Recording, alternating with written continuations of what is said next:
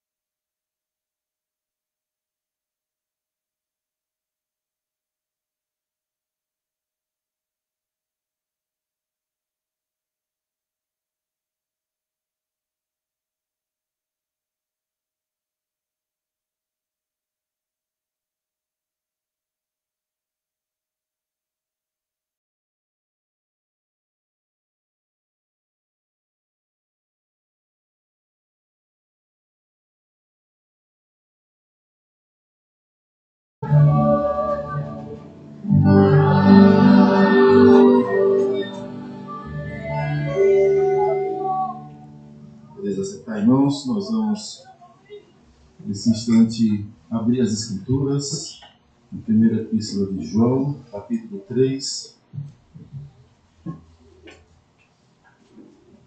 1 João, capítulo 3, a partir do versículo 11.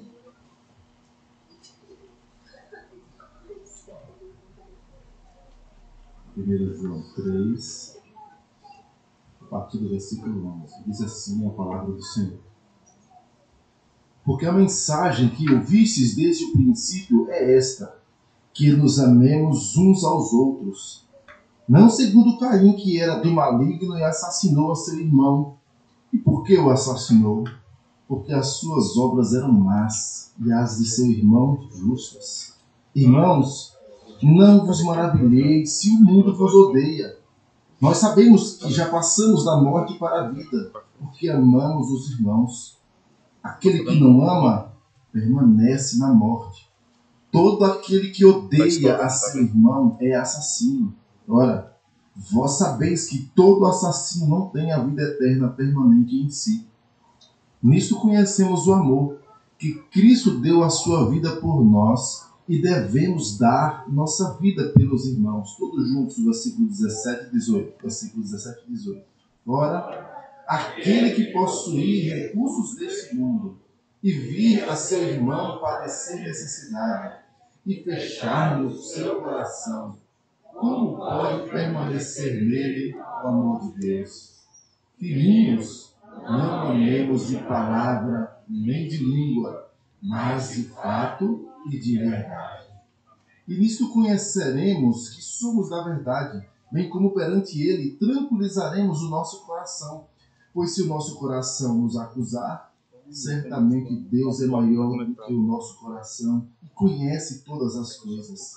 Amados, se o coração não nos acusar, temos confiança diante de Deus. E aquilo que pedimos dele, recebemos porque guardamos os seus mandamentos e fazemos diante dele o que lhe é agradável. Ora, o seu mandamento é esse, que creiamos em nome de seu Filho Jesus Cristo e nos amemos uns aos outros segundo o mandamento que nos ordenou. E aquele que guarda os seus mandamentos permanece em Deus e Deus nele. E nisto conhecemos que ele permanece em nós pelo Espírito que nos deu. Amém. A palavra do Senhor nos exorta, irmãos, ao amor ao próximo como expressão do verdadeiro conhecimento de Cristo. Aqueles que conhecem verdadeiramente a Cristo amam o seu próximo. Mas nosso coração enganoso tantas vezes nos assalta e odiamos por pouca coisa, criamos intrigas, pecamos contra o Senhor. E o Senhor nos convoca a confessar os nossos pecados, e é o que vamos fazer nesse instante. Curva sua fronte, nós vamos ter um momento de oração de confissão e eu vou pedir ao nosso irmão Caleb que nos dirija essa oração de confissão.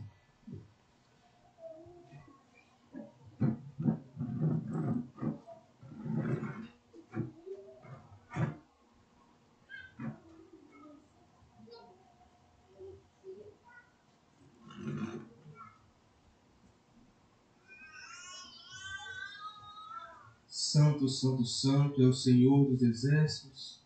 E, ó Pai, toda a terra está cheia da tua glória. E nós, Senhor Deus, somos pó. Fomos formados do pó e para o pó voltaremos. O Senhor é eterno.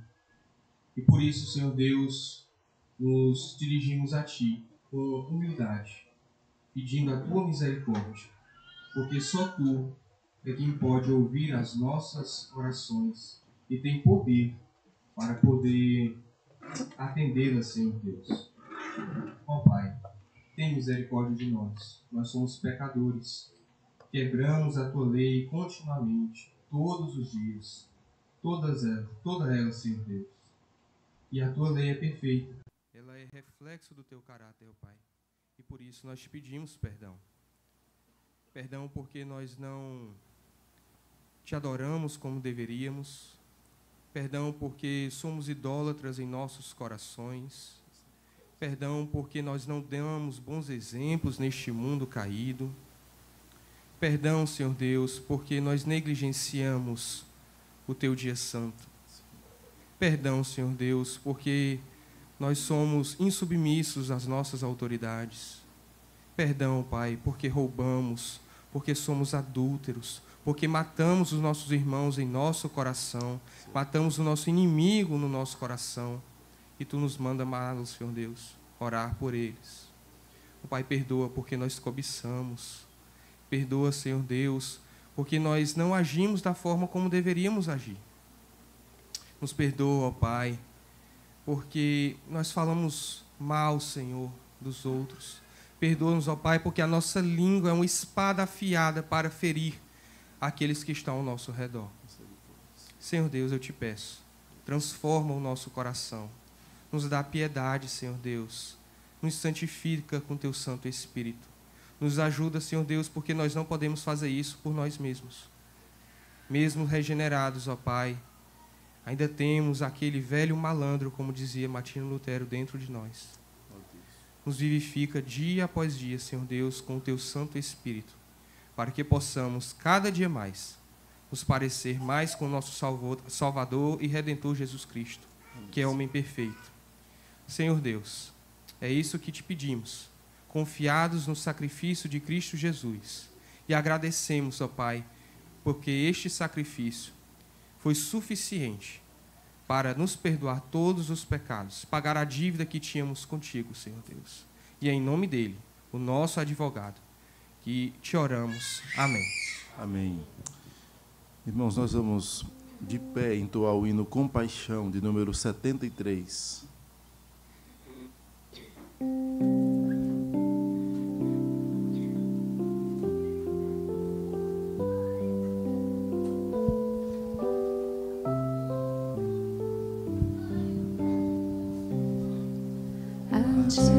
Senhor, ao trevo me achegar, bem sei que sou indigno de favor, contrito venho para te implorar, tem compaixão de mim, sou pecador.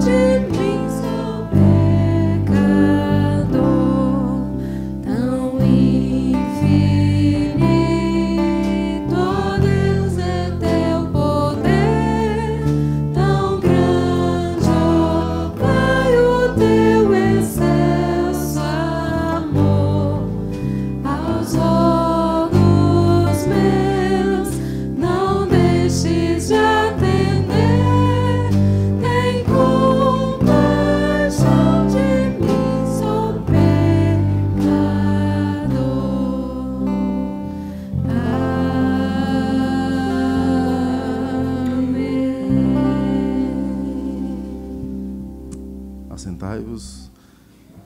A palavra de Deus nos garante que o próprio Deus é quem nos dá o perdão. Dele vem a misericórdia. Isaías 55, versículos 6 e 7 diz: Buscai o Senhor enquanto se pode achar, invocai-o enquanto está perto. Deixe o perverso o seu caminho, o iníquo os seus pensamentos. Converta-se ao Senhor, que se compadecerá dele, e volte-se para o nosso Deus, porque é rico em perdoar. Deus garante o perdão do seu povo. Deus seja louvado pelo perdão que temos em Cristo. Irmãos, nós vamos fazer a leitura mesmo assentados, leitura sequencial, em Apocalipse, capítulo 9, versículos 1 ao 12.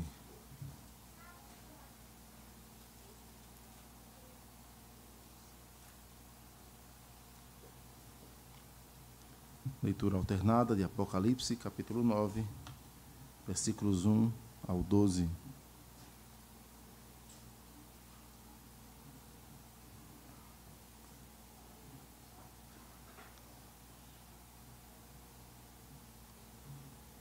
Diz assim a palavra do Senhor. O quinto anjo tocou a trombeta, e viu uma estrela caída do céu na terra, e foi-lhe dada a chave do poço do abismo.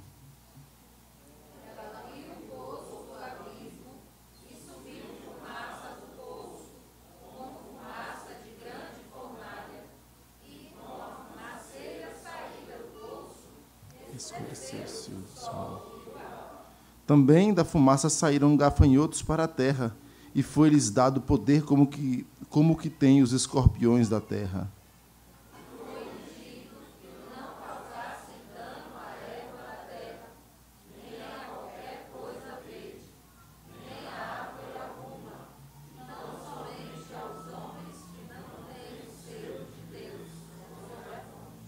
Foi-lhes também dado não que os matassem, sim que os atormentassem durante 5 meses. E o seu tormento era como o tormento de escorpião quando fere alguém. Naqueles dias, os homens buscarão a morte e não a acharão. Também terão ardente desejo de morrer, mas a morte fugirá deles. O aspecto dos gafanhotos era semelhante a cavalos preparados para a peleja. Na sua cabeça havia como que coroas parecendo de ouro, e o seu rosto era como o rosto de homem. Tinha também cabelos, como cabelos de mulher, e seus dentes como dentes de leão. Tinham couraças como couraças de ferro. O barulho que as suas asas faziam era como o barulho de carros de muitos cavalos, quando correm à peleja.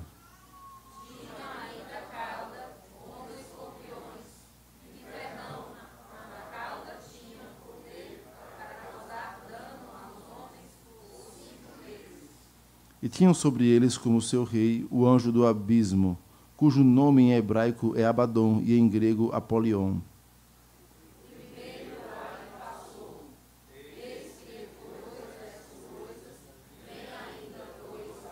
Amém. Que Deus abençoe a leitura da sua palavra. Nós vamos, nesse instante, irmãos, juntos, de pé, entoar o hino O Deus Fiel, enquanto nós trazemos os dízimos e ofertas.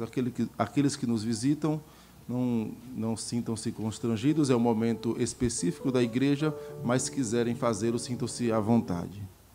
O Deus Fiel, de número 32.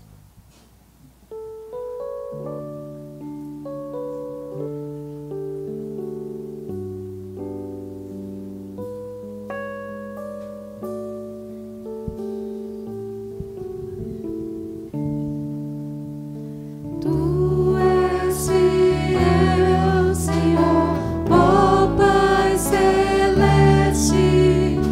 Teus filhos sabem que não falharás.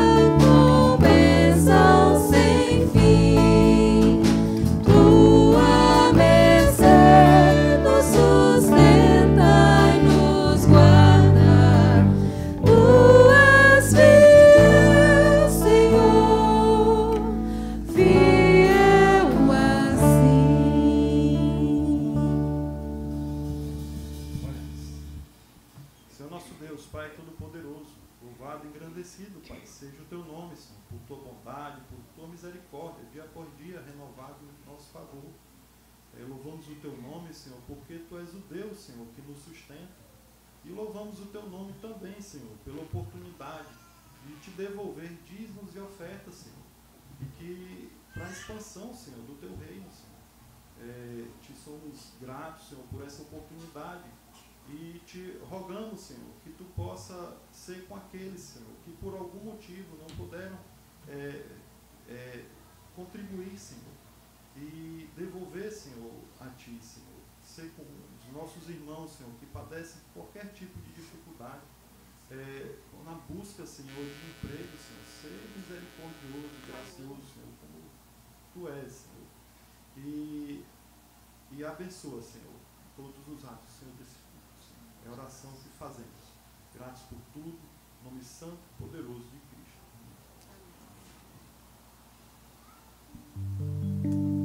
Vamos continuar louvando ao nosso Deus, ainda de pé.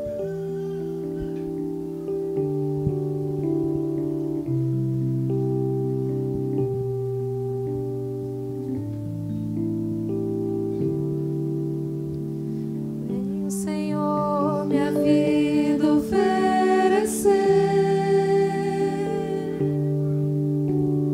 como oferta de amor e sacrifício.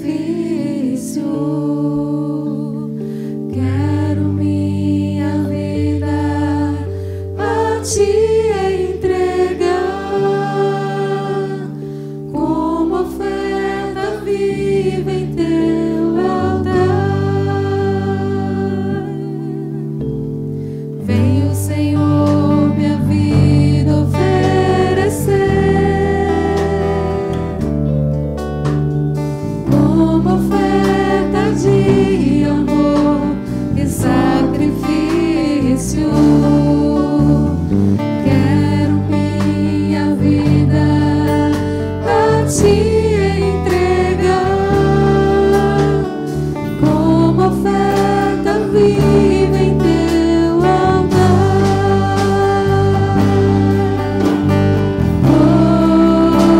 Pois pra te adorar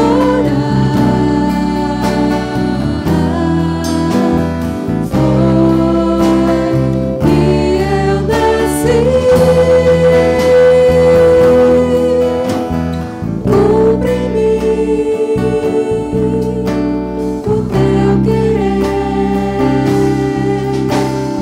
Faça o que está em teu coração e que a cada dia eu queira mais e mais estar ao teu lado, Senhor.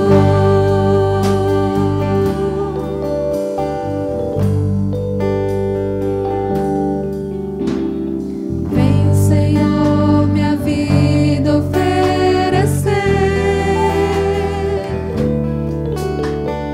como oferta de amor e sacrifício. Quero minha vida a ti entregar como oferta viva em teu altar.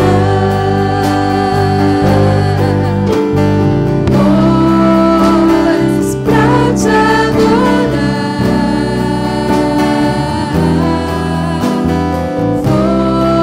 foi que eu nasci. Cumpre em mim o teu querer. Faça o que está em teu coração e que a cada dia eu queira mais e mais estar ao teu lado, estar ao teu lado, estar ao teu lado, Senhor.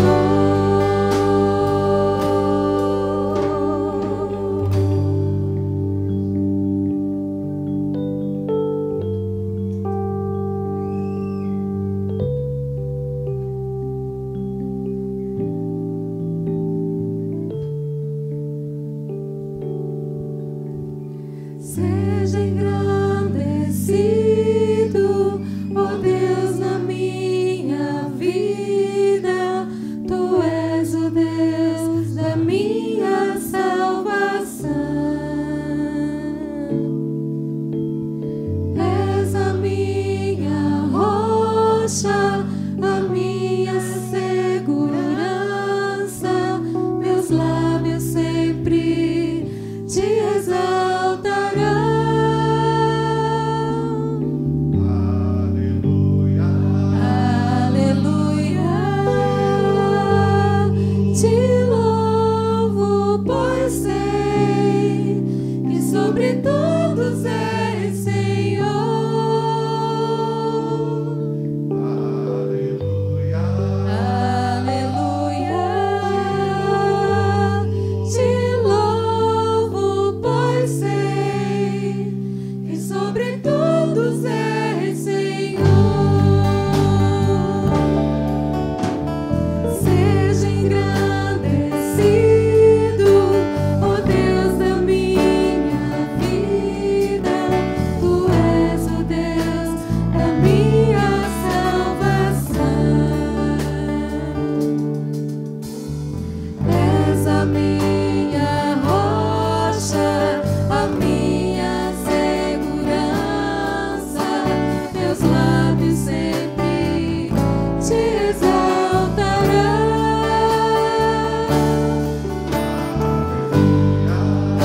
Aleluia. Te louvo, pois sei que sobre todos és Senhor.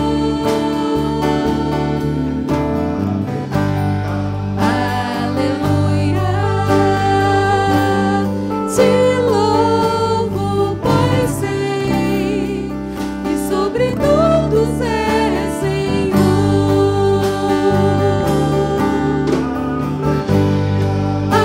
Aleluia. Aleluia. Aleluia. Louvemos ao Senhor.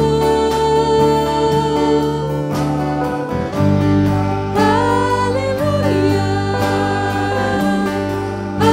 Aleluia. Aleluia. Louvemos ao Senhor.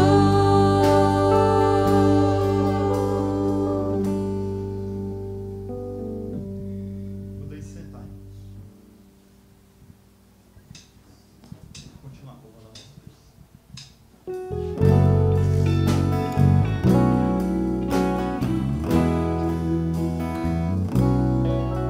Só de ouvir tua voz, de sentir teu amor, só de pronunciar o teu nome, os meus medos se vão, minha dor, meu sofrer, pois de paz tu inundas meu ser. Só de ouvir tua voz, de sentir teu amor, só de pronunciar o teu nome, os meus medos se vão, minha dor, meu sofrer, pois de paz tu inundas meu ser. Jesus, que doce nome, que transforma em alegria o meu triste coração. Jesus, só o teu nome é capaz de dar ao homem salvação.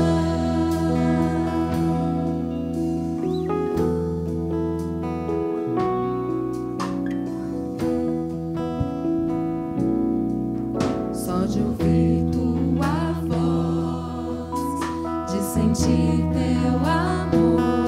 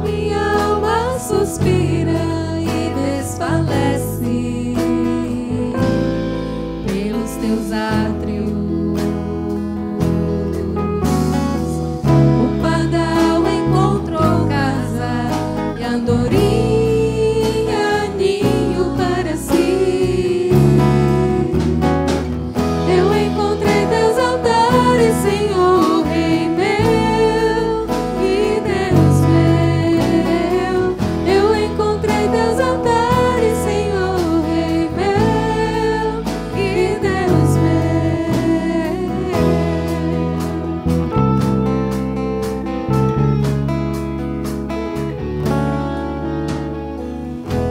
Bem-aventurados aqueles que habitam em tua casa, pois um só dia, Senhor, dos teus átrios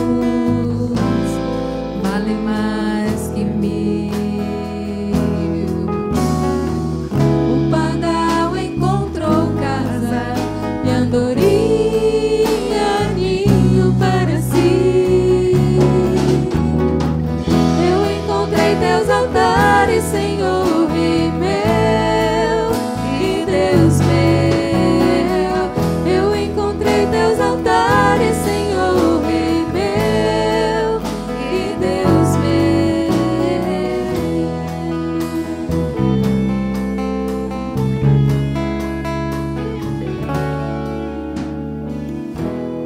Pois o Senhor é som e escudo, da graça e glória.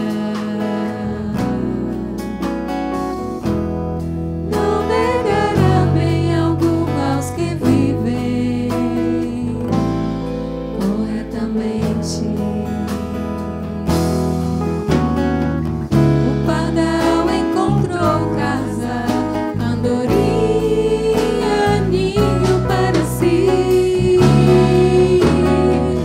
Eu encontrei teus altares, Senhor, Rei meu e Deus meu. Eu encontrei teus altares, Senhor, Rei meu e Deus meu. Eu encontrei teus altares, Senhor, Rei meu e Deus meu. Eu encontrei teus altares, Senhor, Rei meu e Deus meu.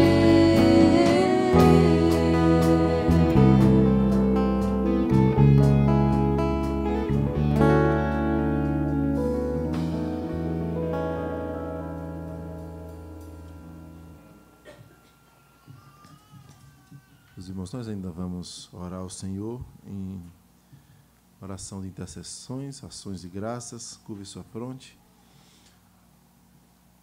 Pai querido e amado, nós estamos mais uma vez diante do Senhor, ó Deus, com o coração contrito, neste instante para suplicar a Tua misericórdia, Pai, sobre aqueles que nos cercam. Ó Deus, certamente a Tua palavra deixa claro que a bondade e a misericórdia do Senhor nos seguirá todos os dias. Mas também a mesma palavra, o mesmo salmo nos fala do vale da sombra da morte. Nos fala da confiança que temos no Senhor ao nosso lado nesses dias difíceis. Ó Deus, nós nos colocamos diante de Ti, Pai, suplicando a Tua graça nesse instante sobre a família do presbítero Gessé, do Diego, Carol. Ó Deus, família que tem sido tão afligida, Pai, nos últimos anos. Quantas aflições, Pai. Quantas aflições o Teu povo tem sentido naquela casa. Nós não entendemos Teus propósitos, ó Deus. O Senhor é um Deus santo. O Senhor é um Deus justo. Nada que vem da Tua boa mão, Senhor, é injusto ou é maligno, mas o Senhor, pelo contrário, é o Deus de toda boa dádiva e de todo dom perfeito. A Tua palavra nos diz, ó Deus, que o Senhor faz com que todas as coisas cooperem para o nosso bem. E por isso nós cremos que as lutas que esta família tem enfrentado, ó Deus, não passam longe da Tua misericórdia, não passam longe da Tua graça, do Teu amor. Mas, ó Deus, mesmo não entendendo os Teus propósitos específicos, nós podemos sim, como diz a Tua palavra, recorrer ao Senhor, porque o Senhor é um Deus que ouve a oração do Teu povo. O Senhor é um Deus que se inclina para ouvir o clamor do teu povo. O Senhor nos trata como filhos. E por isso suplicamos a Ti a Tua misericórdia sobre a vida da Luíse. Ó Deus, já há tantos dias internada a pequena Luíse. Internada e ainda sem estabilização das taxas da glicemia, Pai. Tão pequenina, ó Deus. Mas filha da aliança. Ó Deus, pedimos a Tua boa mão, Pai. Age com graça. Pedimos que o Senhor estabilize o seu organismo. O Senhor é poderoso para isso. O Senhor é poderoso para fazer, mesmo sem medicamentos, a despeito de tudo que esteja sendo feito. Nós cremos que o Senhor é poderoso para isso. O Senhor a criou. A Tua palavra nos fala sobre o modo assombrosamente maravilhoso que o Senhor nos formou.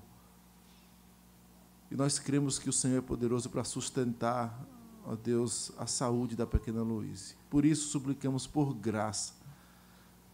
Pedimos ainda a Tua bênção, Pai, sobre os seus pais, Diego e Carol. Sustenta os Teus servos em mais esta luta que eles estão enfrentando. Dá graça para que eles continuem sendo encontrados fiéis em todo o tempo. Que nos momentos de temor, de angústia, ó Deus, de lágrimas, o Senhor continue sendo o Deus deles, sustentador, o Deus que fortalece, o Deus que consola. Ó Deus, e pedimos que o Senhor não permita que os Teus servos esmoreçam, mas dá a eles um novo ânimo, um novo vigor. Põe Tua boa mão sobre os Teus filhos, ó Deus. Pedimos Tua bênção sobre o presbítero Gessé também. Continua consolando o Teu servo e abençoando em mais esta luta em seu lar. Fortalece, Pai, esta casa. A pequena Lorena também, na falta da sua irmãzinha. Põe Tua boa mão, Senhor. Ó Deus, nosso desejo, Pai, é de, quem sabe, ainda hoje ouvir a notícia da alta hospitalar. Ó Deus, o Senhor é poderoso para isso. Põe Tua boa mão naquele lar. Juntamente com esta família, Pai, nós pedimos também sobre a vida do presbítero Edson, a sua recuperação. Já há 4 meses, Senhor, ou passando disso. Põe Tua boa mão, Pai, sobre o Teu servo. Pedimos Tua bênção, Pai, sobre as grávidas aqui na igreja. Põe Tua boa mão sobre cada uma delas. Ó Deus, o Senhor é o Deus doador da vida. Fortalece a fé das Tuas filhas, dos casais, ó Deus. E pedimos que estes bebês que estão sendo gerados sejam, ó Deus, gerados para a glória do Teu nome. Ó Pai, mas juntamente com a súplica sobre estes, pedimos a Tua graça sobre os filhos desviados, aqueles que foram gerados aqui em nosso meio, gerados para o Senhor, como diz a Tua palavra. Nós geramos filhos para o Senhor. Mas certamente muitos deles se rebelam contra o Senhor e se apartam da Tua palavra. Mas o Senhor é o Deus poderoso para laçar o coração endurecido, para quebrar, para colocar um coração de carne. Ó Deus, para fazê-los olhar para o Senhor como nunca olharam. E por isso pedimos, resgata-os, Pai. Pedimos ainda a Tua bênção sobre os cônjuges descrentes. Tem misericórdia também, Senhor. Dá aos Teus servos, ó Pai, a graça de serem encontrados fiéis, mesmo morando ao lado de alguém que é idólatra e que não busca ao Senhor. Ó Deus, dá a graça de também eles vislumbrarem a salvação do seu cônjuge. Pedimos ainda, Pai, a Tua bênção sobre os idosos, sobre aqueles que lutam constantemente com as doenças corriqueiras. Põe Tua boa mão sobre os Teus servos, ó Deus. Sustenta-os, sobretudo com fidelidade ao Senhor, mesmo nos dias mais difíceis. Põe Tua boa mão, Pai. Pedimos Tua bênção sobre aqueles que estão em viagem, sobre os que estão desanimados, sobre os que estão aqui e porventura o coração já esteja flertando com o pecado. Ó Deus, sustenta os Teus filhos, para que eles se apartem do pecado e se voltem para o Senhor. Põe Tua boa mão por misericórdia. É o que nós pedimos, ó Deus, no nome santo do nosso Senhor Jesus. Amém, Senhor. Irmãos, vamos abrir as Escrituras em Gênesis capítulo 4.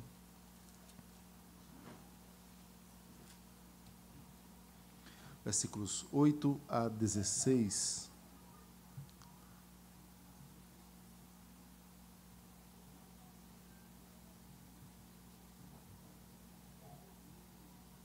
Gênesis 4, a partir do versículo 8, diz assim a palavra do Senhor.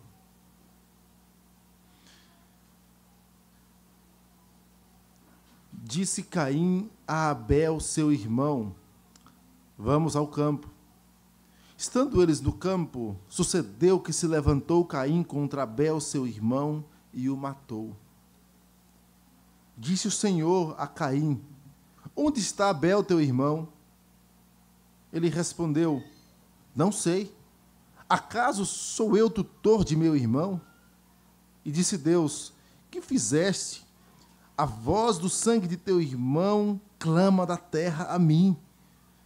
És agora, pois, maldito por sobre a terra, cuja boca se abriu para receber de tuas mãos o sangue de teu irmão. Quando lavrares o solo, não te dará ele a sua força. Serás fugitivo e errante pela terra. Então disse Caim ao Senhor: é tamanho o meu castigo que já não posso suportá-lo. Eis que hoje me lanças da face da terra, e da tua presença hei de esconder-me. Serei fugitivo e errante pela terra. Quem comigo se encontrar me matará. O Senhor, porém, lhe disse: assim qualquer que matar a Caim será vingado 7 vezes. E pôs o Senhor um sinal em Caim, para que o não ferisse de morte quem quer que o encontrasse. Retirou-se Caim da presença do Senhor e habitou na terra de Nod, ao oriente do Éden. Amém. Vamos orar ao Senhor. Obrigado, Senhor, pela tua palavra. Palavra viva, infalível, perfeita. E diante da tua palavra nós pedimos que o Senhor abra o nosso coração, o nosso entendimento, desvende os nossos olhos, assim como o Senhor abriu os ouvidos de Lídia para que ela estivesse atenta à tua palavra. Nós pedimos que o Senhor abra os nossos ouvidos para que estejamos atentos à tua lei. Faz isto, Senhor, em nosso meio. Nos ajude, Pai, a entender a tua palavra. Nós queremos ser operosos praticantes. Faz isto por misericórdia, Senhor. Pedimos no nome santo do nosso Senhor Jesus. Amém. Alguns chegam a dizer que o tempo é o melhor remédio. Ah, o tempo cura. Não, ainda não chegou o tempo de perdoar. Eu ainda não senti no coração, alguns dizem. É interessante que quem diz isso normalmente está com o coração, aliás, normalmente não, está com o coração endurecido, fugindo do perdão. Não chegou o tempo ainda. O tempo vai curar esta minha dor, esta minha mágoa. Mas se esquece do que a palavra do Senhor nos fala quando fala sobre a ira. Irai-vos e não pequeis. Não deis lugar ao diabo. Não se ponha o sol sobre a vossa ira. Não deixe o sol se pôr com o coração endurecido, irado contra o teu próximo. Se o teu irmão pecar contra ti, vai arguí-lo entre ti e ele, vai sozinho. Se ele te ouvir, ganhaste o teu irmão. Irmãos, nós temos vários textos das escrituras que nos mostram a pressa que precisamos ter diante da nossa ira, em fugir dela, em fugir do coração enganoso que não quer perdoar. Na verdade, o que o tempo vai fazer é cauterizar. Você vai se acostumar com a ira, se acostumar com a falta do perdão, com a desavença, se acostumar com viver com alguém sem perdoar esse alguém. As crianças que estão anotando, nós estamos falando aqui do primeiro homicídio. E o que é homicídio? É matar alguém. Mas a criança pode dizer assim: não, mas eu nunca matei ninguém, eu não vou matar ninguém, eu sou uma criança e nem quando eu for adulto eu não quero matar ninguém. Mas você hoje, criança, pode matar alguém no coração. Não é matar como alguém de verdade na vida real e tira a vida. Mas quando você fica com raiva no coração de alguém, a Bíblia diz que você já está matando ela no seu coraçãozinho. Uma raiva sem motivo. Raiva porque o outro sentou primeiro na cadeira. Raiva porque o outro tirou nota melhor do que você. Raiva porque ele me empurrou. Raivas pequenas por coisas insignificantes. Então você pode colocar aí o primeiro assassinato ou o primeiro homicídio. Eu estou procurando uma palavrinha para as crianças para assassinato, homicídio. Vocês podem colocar palavras que o pastor disse que eu não entendi. Aí do lado você pode colocar assassinato, se você não souber o que significa. Aí você vai perguntar ao papai e à mamãe em casa, tá bom? Dito isso, as Escrituras mostram um primeiro assassinato não como se fosse um mero espanto por causa da criação, da queda logo após a criação, mas ela vai mostrar como a progressão da maldade no coração do homem leva o homem a coisas terríveis. Primeiro, ele estende a mão, come do fruto e desobedece ao Senhor de modo terrível. Mas o mal no coração do homem não tem limites se o Senhor não puser. A queda, ela atingiu todas as esferas, atingiu todos os aspectos do coração do homem, e de tal modo que não foi só de modo superficial em cada área da nossa existência, mas ela seria de modo mais profundo possível se Deus não freasse a maldade no coração do homem. Se Deus não colocasse freios com a sua boa mão graciosa, essa escalada da maldade atingiria níveis insuportáveis. O homem certamente se extinguiria, como alguns filmes de Hollywood tentam pintar. Quando olhamos para a história da redenção, nós vamos ver Deus cria o homem, Deus vê que tudo era muito bom, depois vem a queda que macula todas as relações com Deus, com a criação, com o semelhante, e aí nós temos aqui agora o primeiro homicídio. Pare para prestar atenção no fato de que Eva explanou com o nascimento de Caim, ela abriu a sua voz como alguém que aguardava a redenção, o Messias, como alguém que olhava para Caim e dizia, será este o varão? Capítulo 1 diz, versículo 1, coabitou o homem com Eva, sua mulher, esta concebeu e deu à luz a Caim, então disse, adquiri um varão. E aí tem, com auxílio do Senhor, em uma tradução literal, adquiri um varão, o Senhor. É uma exclamação do seu coração que provavelmente aponta, e aliás, alguns estudiosos apontam para isso, para o fato dela estar exclamando a respeito do varão que viria esmagar a cabeça da serpente. Esperança na redenção, mas ao invés disso nós vamos ter o primeiro homicida. Aliás, o primeiro homicida é Satanás, que as Escrituras nos dizem. Mas Caim serve a Satanás.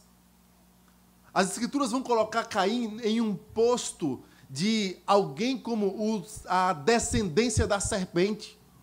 Aqueles que seriam inimigos da cruz de Cristo, inimigos do povo de Deus, que se levantariam contra a adoração verdadeira, que se levantariam contra o servo de Deus. E assim é a vida de Caim. Se a vida de Abel era como um sopro, passa ligeiro, a vida de Caim demora. Caim vai exclamar sobre isso. Olha, eu vou andar errante. Ele foge do sopro, ele foge da morte porque ela era iminente aos seus olhos. E até nisso você percebe a graça de Deus sobre a vida de Caim. O que nós vamos perceber, irmãos, nesse aspecto de progressão da maldade, de natureza caída, nesse primeiro homicídio, é que um coração longe do Senhor, atingido pela queda, não regenerado, e que, ou mesmo um coração regenerado, que passa a dar ouvidos ao próprio coração, eles vão agir com indiferença para com o seu semelhante. Primeira palavrinha, crianças, vocês vão anotar aí. Primeiro ponto, indiferença.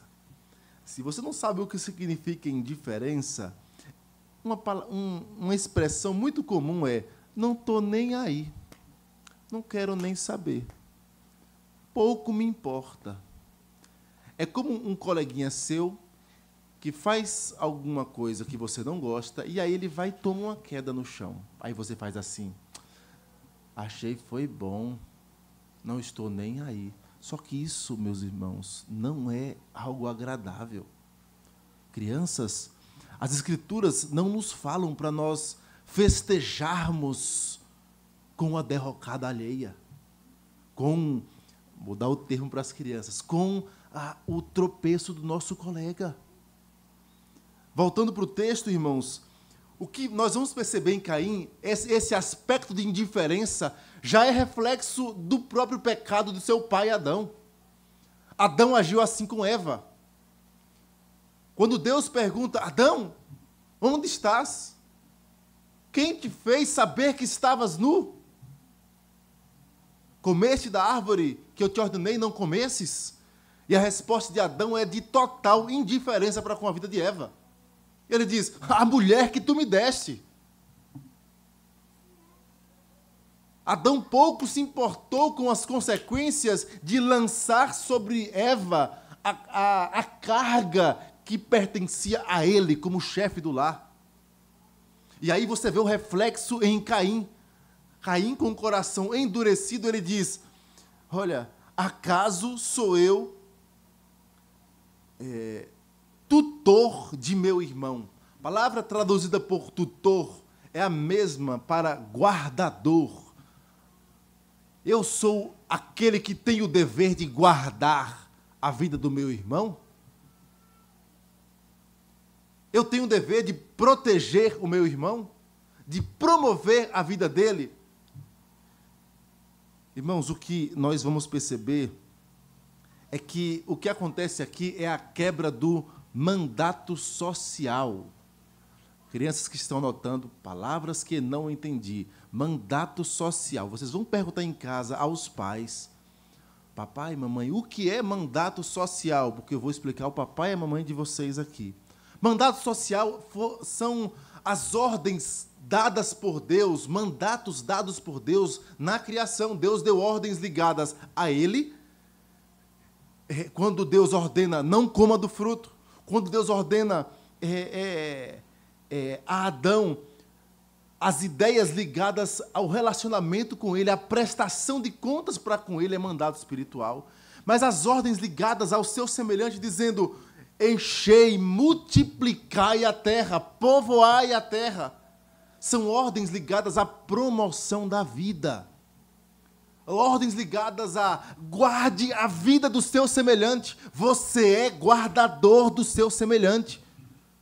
Você presta conta, sim, pela vida do seu próximo. Você deve, sim, se importar com o que acontece com o seu irmão. Nós lemos na nossa liturgia, no texto de confissão: ora, aquele que possui recursos deste mundo e vir a seu irmão padecer necessidade e fechar-lhe o coração, como pode permanecer nele o amor de Deus? É inconsistente com o evangelho, com alguém regenerado, olhar para o semelhante, perceber alguém padecendo necessidade e dizer: eu não sou responsável pela vida dele, eu tenho a minha família para criar, eu tenho uma mesa para colocar o pão. Isso é dureza de coração, é não entender que desde a origem Caim não era um desavisado. Deus deu a Caim a ordem de cuidar do seu semelhante, assim como deu a Adão. A ordem dada a Adão é dada à humanidade. Nós precisamos aprender a olhar para o lado. Ali estava o mandamento: não matarás. Promova a vida, guarde a vida do seu próximo. Lute, trabalhe pelo seu semelhante. Nós falamos aqui no início do ano passado, quando falamos sobre mordomia cristã, o dever que temos com o nosso dinheiro, o nosso salário. As Escrituras, quando falam, Paulo, especificamente, vai tratar de maneira bem pontual e, aliás, bem direta nesse aspecto, e diz assim: aquele que furtava, não furte mais. Ao invés disso, antes, pelo contrário, trabalhe com as próprias mãos, e aí diz, para que você tenha com que acudir ao necessitado. Então, um dos aspectos aqui é, guarde a vida do seu semelhante, tirando dinheiro do seu bolso. Difícil, não é?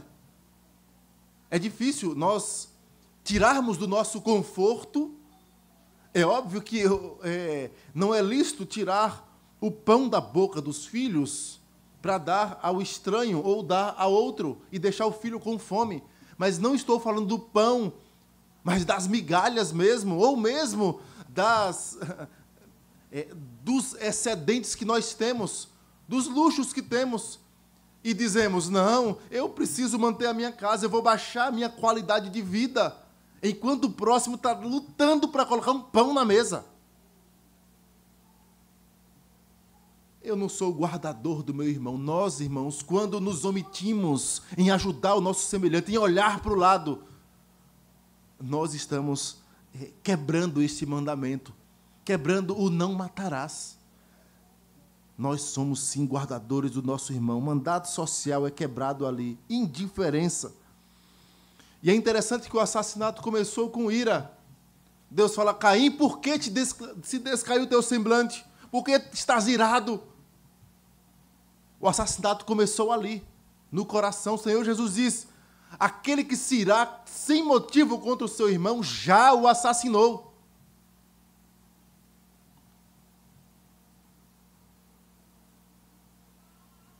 E o texto diz assim,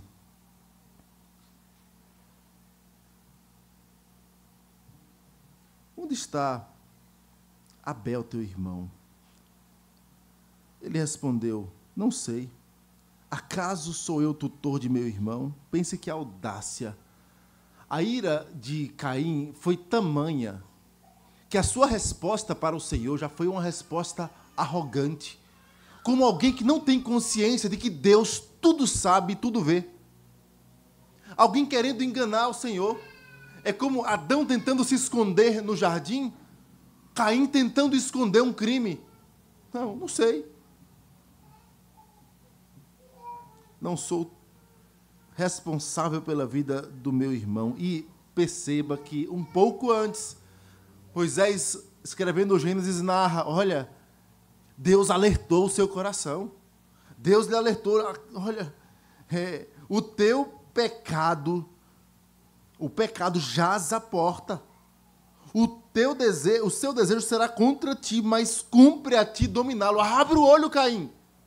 Essa sua ira injusta, por motivo fútil, está aí, à porta do teu coração, e vai fazer com que você aja de modo equivocado e pior. Ah, mas o tempo vai curar. Não vai curar. Não adianta você recorrer ao tempo, ao silêncio, à indiferença, porque, no fundo, você vai agir de modo contrário ao Evangelho, alimentando essa ira boba no seu coração.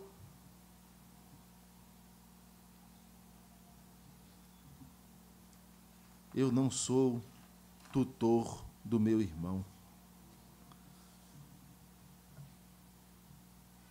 O pecado, meus irmãos, ele promete isso mesmo. Ele promete a cura. E aí você vai em um abismo chamando o outro. Olha, tá bom, se eu esquecer um tempo, e aí eu vou parar para pensar um pouquinho, depois eu vejo como é que eu faço. Daí a pouco você vai começar a mentir, porque alguém vai te perguntar, está tudo bem com você? Está tudo bem. Aí você e fulano, como é que estão? Não, nós já estamos bem, olha, já passou. Eu só não quero nada com ele. Irmãos, imagine se Deus nos perdoasse desse jeito. Porque as Escrituras nos falam que nós devemos perdoar uns aos outros, assim como Deus em Cristo nos perdoou. E imagine se Deus falasse assim conosco: eu não quero mais nada com ele não, eu perdoo, mas não quero nada com ele. Isso não é perdão, irmãos. Perceba que eu não estou me referindo aqui a alguém que peca de modo contumaz ou de modo insistente e continua a nos ferir. E nós sim podemos perdoar e ter uma certa prudência com aqueles que continuam impenitentes ao erro. Imagine alguém que aquele vizinho que segue todo fim de semana com aquele som alto e você: ai, Senhor, misericórdia, me ajuda. O que é que eu faço?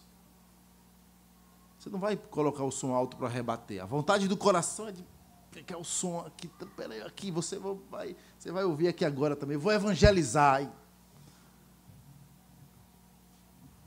Meus irmãos, o Evangelho nos ensina: se o teu inimigo tiver fome, dá-lhe de comer.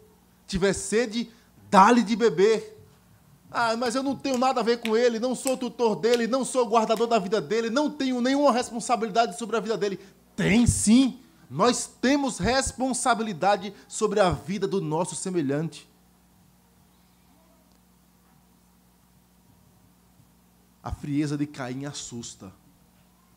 Assusta porque ele era descendente da serpente. As Escrituras nos dizem: ele era do maligno. 1 João 3, texto que lemos, diz: porque a mensagem que ouviste desde o princípio é esta, que nos amemos uns aos outros, não segundo Caim, que era do maligno e assassinou a seu irmão. Não é amor segundo Caim, que era do maligno. Caim era do maligno. Agir de modo a odiar sem motivo. E nós mencionamos no último sermão, o ódio de Caim foi em um culto ao Senhor. Aí você pensa assim: não, eu não vou assassinar ninguém por causa de um culto. Meus irmãos, o que mais tem nas igrejas, não o que mais tem no sentido de quantidade, mas na força da expressão, tem muito corações invejosos por coisas pequenas, por questões de culto. Ah, porque o pastor pediu alguém para orar e não me pediu. Ah, porque aconteceu isso e com ele e comigo não. Ah, porque ele falou assim, me olhou assim, porque ele não me escolheu, ou coisas tão pequenas. E aí nós quebramos relações que afirmamos ser unidas na cruz de Cristo, mas quebramos por coisas tão pequenas, iramos, ficamos com raiva, embirrados. Também, meus irmãos, foi assim que Caim fez, do maligno, assassinando a seu irmão. Indiferença. Segundo aspecto que nós destacamos do texto, crianças que estão anotando: juízo da parte de Deus. O que nós vamos perceber é que esse primeiro assassinato vai nos mostrar um Deus que é vingador, um Deus que é justo e que há de derramar juízo sobre aqueles que se levantam contra os seus filhos. Versículos 10 ao 15, acompanhe a leitura. E disse Deus: que fizeste? A voz do sangue de teu irmão clama da terra a mim. És agora, pois, maldito por sobre a terra, cuja boca se abriu para receber de tuas mãos o sangue de teu irmão. Quando lavrares o solo, não te dará ele a sua força. Serás fugitivo e errante pela terra. Então disse Caim ao Senhor: é tamanho o meu castigo que já não posso suportá-lo. Eis que hoje me lanças da face da terra, e da tua presença hei de esconder-me. Serei fugitivo e errante pela terra. Quem comigo se encontrar, me matará. A palavra central aqui é: Deus julgará todo sangue inocente derramado. Da mesma forma, Deus julgará todos os atos injustos. As Escrituras nos dizem, Paulo fala lá em Coríntios, que importa que todos nós compareceremos diante do tribunal de Cristo para receber segundo o bem ou o mal que tivermos feito por meio do corpo. O apóstolo Paulo fala, 2 Coríntios, capítulo 5, versículo 10. Todos nós compareceremos diante do tribunal do Senhor. Deus não há de tratar ninguém como alguém que põe sujeira debaixo do tapete. Deus é justo juiz. Deus sente indignação todos os dias. O texto vai nos mostrar, irmãos, que Caim pecou contra o Senhor, assassinou seu irmão e achou que sairia impune. Na hora de prestar contas ao Senhor, ele age do mesmo jeito que Adão agiu, fugindo da responsabilidade. Mas Deus mostra a Caim já ali. E o texto, a ideia do texto é Deus mostrando ao seu povo no deserto ali, que recebia o texto das mãos de Moisés. Deus mostrando que Deus é juiz, justo, perfeito, santo, irado contra o pecado. Se Deus não fizer isto aos seus olhos, olha, mas fulano fez uma injustiça tão grande e aí está prosperando. Salmo 73 fala sobre isso. Salmo 73, o salmista começa a exclamar: Senhor, meus pés quase se resvalaram, porque eu vejo os ímpios, os olhos saltam-lhe da gordura. Eles desandam a boca aos céus e nada acontece. E às vezes temos a sensação que vale a pena ser injusto, porque o injusto colou na prova e passou, e eu estudei e perdi na prova. Desde a infância nós temos esses questionamentos. Mas, irmãos, Deus julgará. É a mensagem que o texto vai nos mostrar.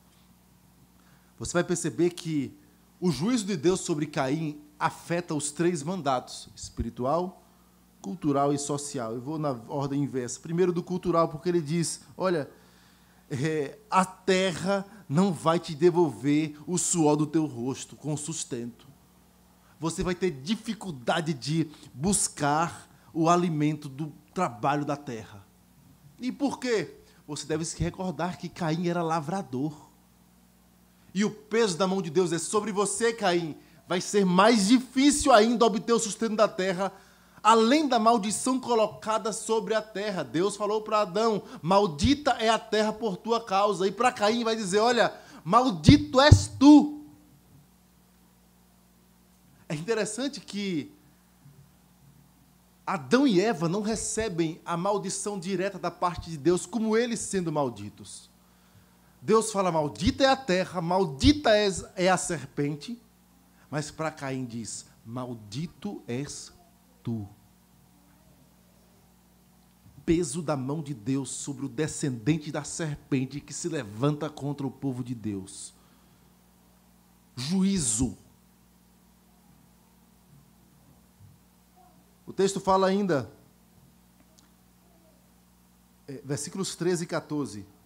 Então disse Caim ao Senhor: é tamanho o meu castigo, que já não posso suportá-lo, porque me lanças da face da terra. Da tua presença hei de esconder-me, serei fugitivo e errante pela terra. Quem comigo se encontrar, me matará. Isso porque Deus falou: você será fugitivo e será errante pela terra. As relações pessoais seriam marcadas pela violência. É interessante porque Deus colocou um peso semelhante sobre Davi. A espada jamais se apartará da tua casa. Deus pesando a mão sobre o seu filho, no caso de Davi, e aqui sobre Caim, mostrando: você vai ser fugitivo e errante. A ideia das palavras hebraicas é a de alguém levado de um lado para o outro. Alguém que não vai conseguir sossego. É interessante que você vai perceber que é natural do ser humano buscar relações duradouras. Você lembre-se o quanto é duro se despedir de alguém que vai embora.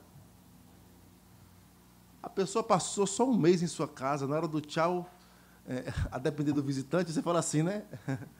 Mas, normalmente, nós gostamos das pessoas que nos visitam. Sentimos saudade. Mesmo aqueles que você fala, olha, cansa. Chega um momento em que, de fato, você muda a sua rotina, mas você tem saudade. É natural. Nós criamos relação, intimidade.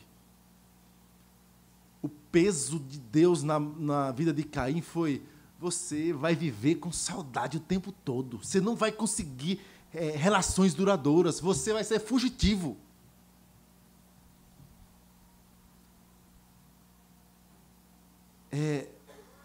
A ideia da palavra é como alguém sendo levado, como uma árvore. Leva para um lado o vento, daqui a pouco ela está do lado de cá. Você vai perder o privilégio de comunhão nas relações. Aquele seu irmão que estava ao seu lado, a quem você tinha este privilégio, você assassinou. Juízo de Deus sobre a vida de Caim. Terceiro, ainda sobre esse mandato social, o texto fala de um sinal. É um sinal que é usado de maneira muito equivocada por alguns que não conhecem o Evangelho. O sinal de Caim é a cor da pele, o sinal de Caim. Não tem relação nenhuma com isso, nenhum cabimento. O texto não tem nenhum tipo de vazão para isso. Ainda mais que era um sinal de graça. Porque não era um sinal, porque eu já ouvi alguns falsos pastores dizer, está vendo a escravidão, inverso disso, porque o sinal era para proteção, era ligado a proteger a vida dos males naturais que alguém que encontrasse com ele faria com ele. Era sinal de proteção.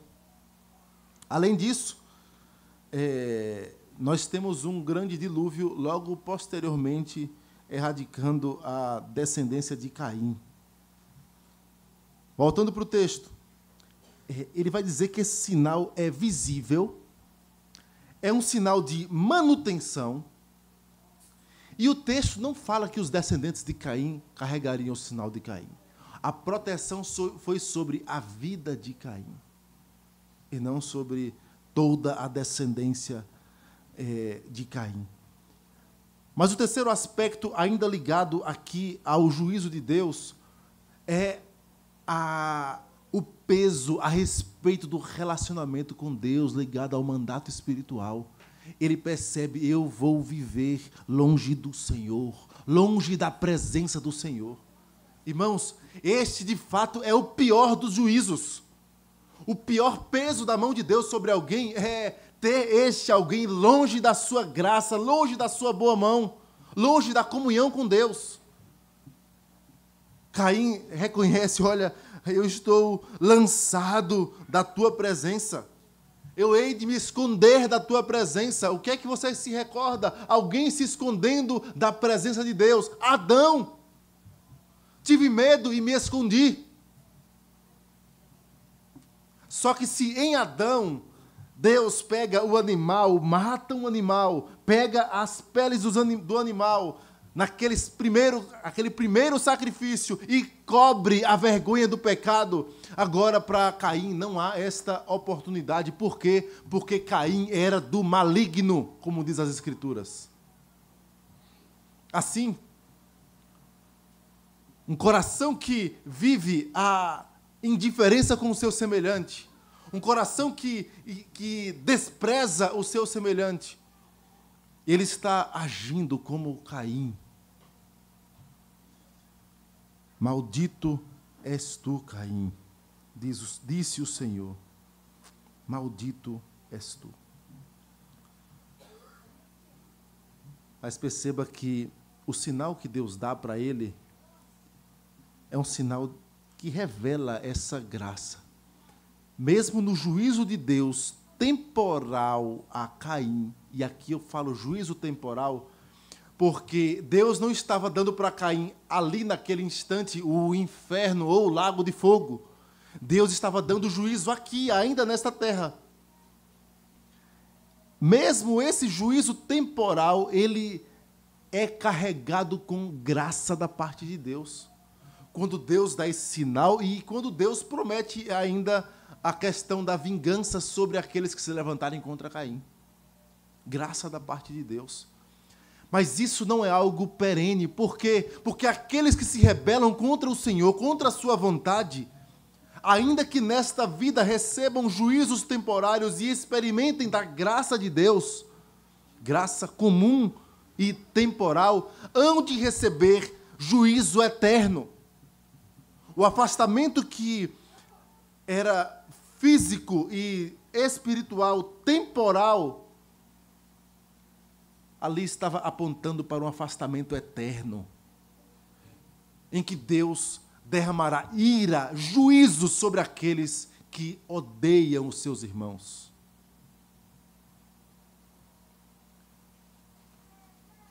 Crianças que estão anotando, lembrem-se, Deus julgará aqueles que odeiam os seus irmãos.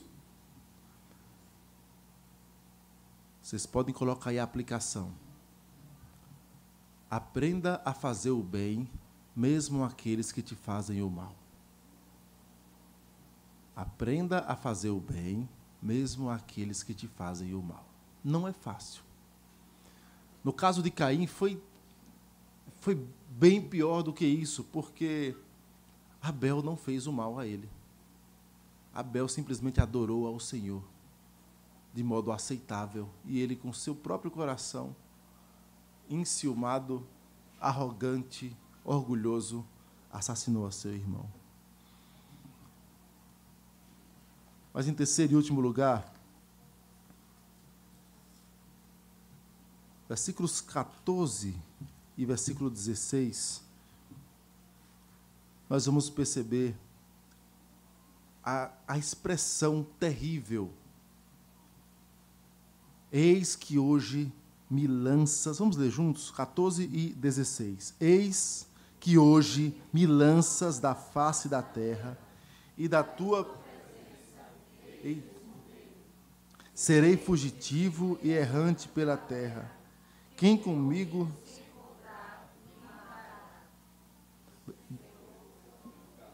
Versículo 16. Retirou-se Caim...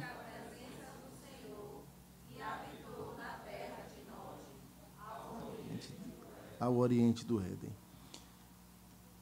Vocês devem se recordar de alguém fugindo da presença do Senhor, chamado Jonas. Alguém tentando fugir da presença do Senhor. E quando me recordo do texto de Jonas, me recordo também do salmista Davi. Para onde fugirei da tua face? Ele começa, para onde me ausentarei do teu espírito? Para onde fugirei da tua face? Se subo aos céus, lá estás. Se faço a minha cama no mais profundo abismo, lá estás também. Se tomo as asas da alvorada e me detenho nos confins dos mares, ainda lá me haverá de guiar a tua mão. É o aspecto da onipresença do Senhor. É impossível fugir da presença do Senhor. É impossível você, com o coração irado, conseguir se deter do Deus que tudo vê, do Deus que se mantém irado todos os dias.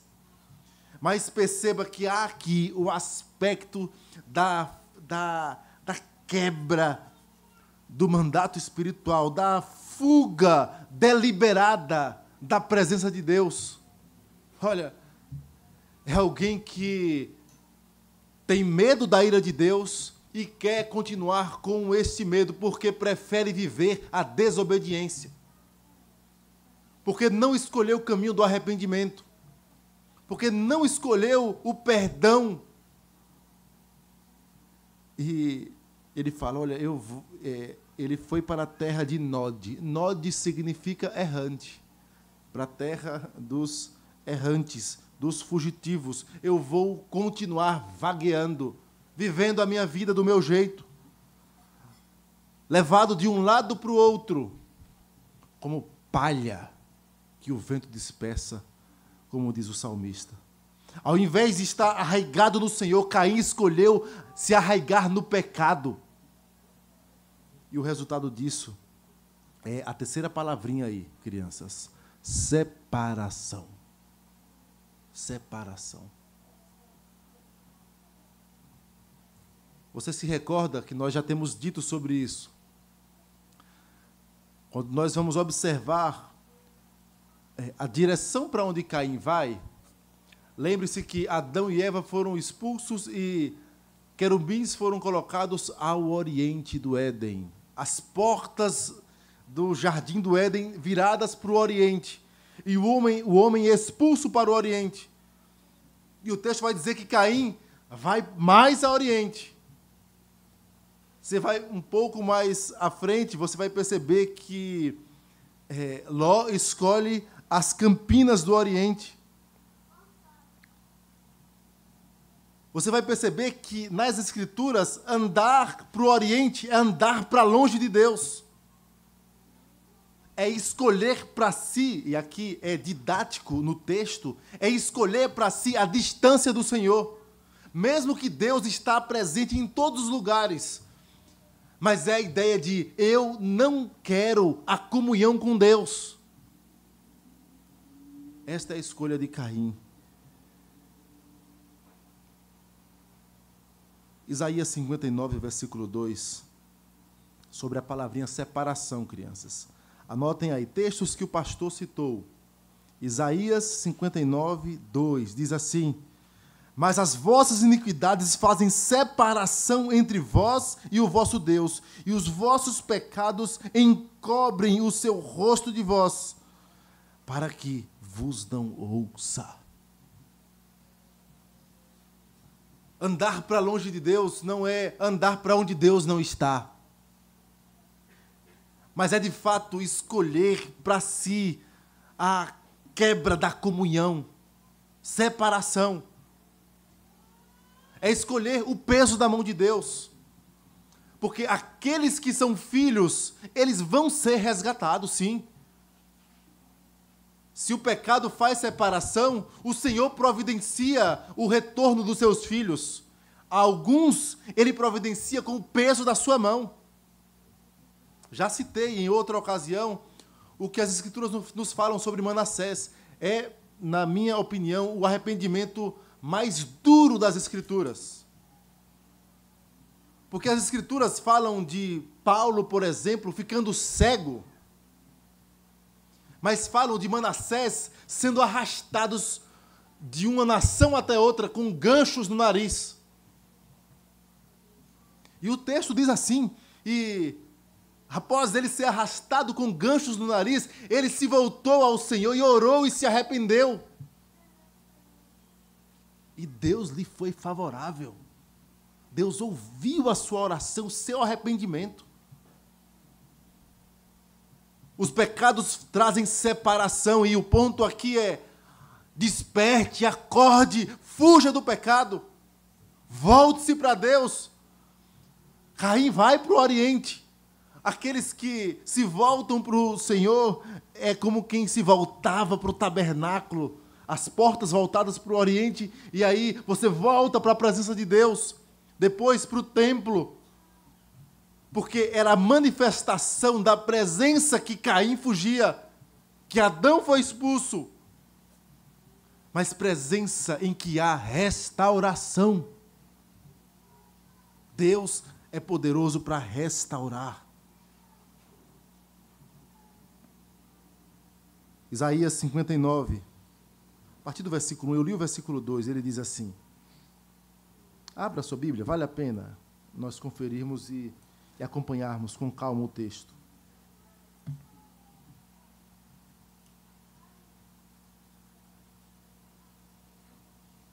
Isaías 59, versículo 1. Vamos ler juntos? Eis que a mão do Senhor não está encolhida, para que não possa salvar, nem surdo o seu ouvido, para não poder ouvir. A mão do Senhor não está encolhida, os ouvidos não estão surdos, Deus continua ouvindo. Mas as vossas iniquidades fazem separação entre vós e o vosso Deus, e os vossos pecados encobrem o seu rosto de vós, para que vos não ouça, porque as vossas mãos estão contaminadas de sangue, como Caim. E os vossos dedos de iniquidade, os vossos lábios falam mentiras, e a vossa língua profere maldade. Ninguém há que clame pela justiça, ninguém que compareça em juízo pela verdade. Confiam no que é nulo e andam falando mentiras, concebem o mal e dão à luz a iniquidade. Deus nos chama, meus irmãos, para o verdadeiro amor. Porque a lei se resume em um só mandamento: amarás o teu próximo como a ti mesmo. Paulo fala aos Gálatas: porém, se vocês se mordem e se devoram uns aos outros, vocês vão ser mutuamente destruídos. Ninguém ganha. Por isso, irai-vos e não pequeis. Não se ponha o sol sobre a vossa ira. Se reconcilie com seu irmão.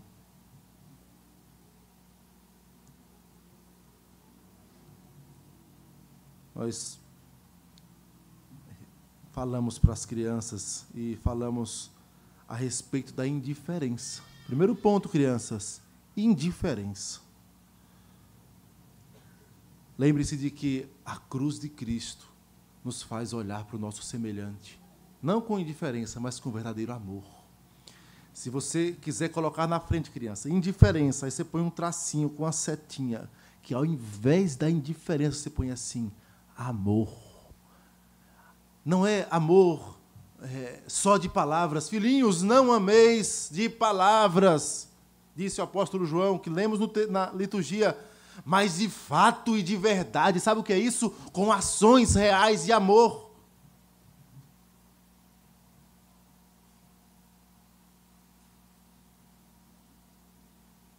Falamos do juízo de Deus. Você põe assim, na frente da palavra juízo, uma setinha, aí você pode colocar aí, evangelho. Porque a justiça de Deus se revela no evangelho. Jesus Cristo pagou a nossa culpa. Jesus Cristo pagou naquela cruz as iras bobas que temos, as picuinhas tão pequenas que levantamos contra o nosso semelhante. E aí eu vou pecar para que a graça seja mais abundante? Paulo diz: de maneira nenhuma, nós já morremos para o pecado.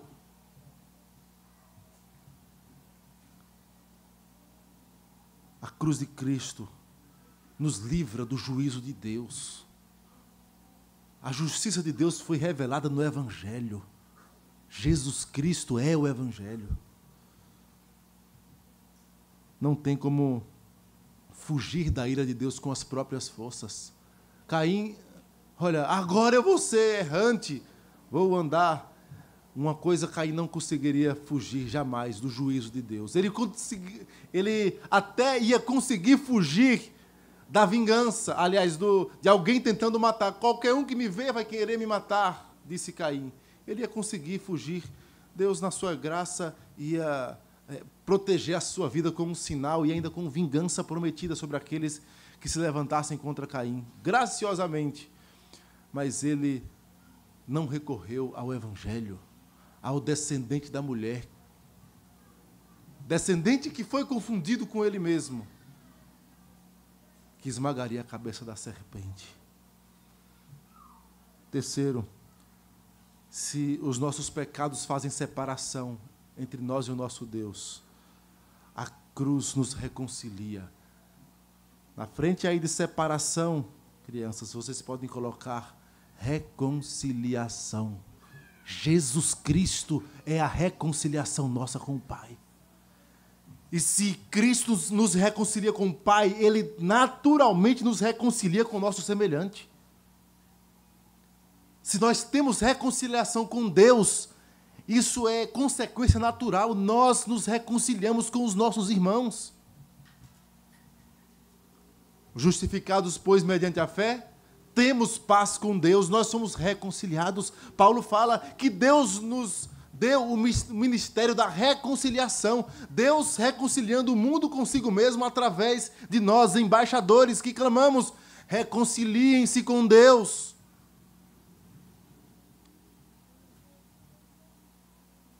Tudo provém de Deus, que nos reconciliou consigo mesmo por meio de Jesus Cristo. Jesus Cristo é a reconciliação nossa com o Pai. Jesus Cristo é a reconciliação nossa com o nosso irmão. O tempo não vai curar essa sua mágoa com o seu semelhante. Não vai. Somente a cruz de Cristo, somente Jesus Cristo, o sacrifício dele, é suficiente para que o nosso coração, ao olhar para a cruz de Cristo, regenerado pelo Senhor, olhe para o nosso semelhante e possa dizer assim: o que é que eu posso exigir dele? O que é que eu posso exigir? Que ele morra na cruz por mim? Não tem nada que você possa exigir para que você o perdoe. Nada. Não tem nada que ele possa fazer para sanar o pecado do seu coração. Nada. Mas tem alguém que já fez o suficiente e disse: perdoai, assim como Deus em Cristo vos perdoou. Você não deu nada em troca ao Senhor para o Senhor te perdoar. Não tem nada em troca que ele possa fazer. Nem mesmo pedir perdão. Ele deve pedir perdão, mas você não deve perdoar esperando que ele peça. Perdoai, assim como Deus em Cristo vos perdoou. Que o Senhor tenha misericórdia de nós. Amém. Vamos colocar de pé e vamos orar. Nosso Deus e Pai, nós estamos diante da Tua palavra viva, palavra que transforma, que exorta, que edifica, e pedimos que o Teu Santo Espírito a aplique em nosso coração. Que o Senhor nos incomode a respeito das vezes que o nosso coração enganoso, corrompido, desesperadamente corrompido, se levanta contra o nosso semelhante. Mesmo que de maneira justa nos machuquemos, sejamos machucados, ou estejamos irados, mas não permitas, Pai, que essa ira nos leve a pecar contra o Senhor. Ó Deus, o Senhor é poderoso para renovar as relações. O Senhor é poderoso para perdoar pecados. O Senhor é poderoso para sanar as mágoas antigas. Por isso pedimos que o Senhor não nos deixe, ó Pai, dormir nesta noite, enquanto o nosso coração continuar, ó Deus, endurecido, sem arrependimento, sem perdoar o semelhante. Dá-nos verdadeiro perdão, verdadeiro arrependimento, para que o Teu nome seja glorificado em nossa vida. Nós não queremos amar como Caim, que era do maligno, que assassinou a seu irmão no coração e na literalidade. Nós queremos amar como o Senhor Jesus. Tem misericórdia de nós. Em nome dele nós te rogamos. Amém, Senhor. Recebei a bênção. Que a maravilhosa graça do Senhor e Salvador Jesus Cristo, que o amor de Deus, nosso eterno e bondoso Pai, que a comunhão e consolação do Santo Espírito de Deus repousem sobre vós e sobre todo o povo de Deus espalhado pela face da terra, hoje e para todo sempre. Amém, Senhor.